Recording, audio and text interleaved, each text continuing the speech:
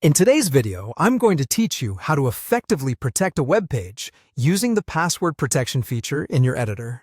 This process will help ensure that your content is accessible only to the audience you choose. Now, let's dive right into the steps to make your page secure. First, you'll need to navigate to the relevant section of your website editor. On the left sidebar, you'll see an option labeled Pages and Menu. This is where all your website's pages are organized and displayed. Clicking on Pages and Menu will allow you to see a list of all your existing pages, making it easy to locate the specific page you want to protect. Once you've found the page you wish to secure, direct your attention to the right of the page name where you'll see three little dots. These dots are your gateway to more options. Give them a click, and from the menu that pops up, select Settings.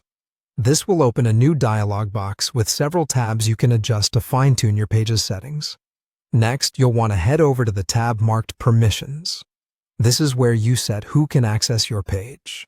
Within the Permissions tab, you will see options to choose between password holders or password protection. Select this option as it allows you to safeguard your content from unauthorized access simply by using a password.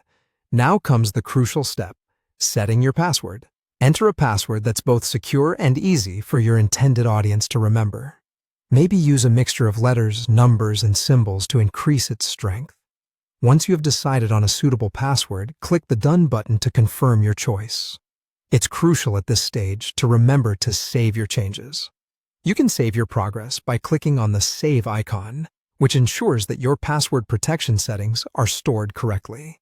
But there's one more important step: publishing these changes. Make sure you hit the Publish button to update your live site with the new settings.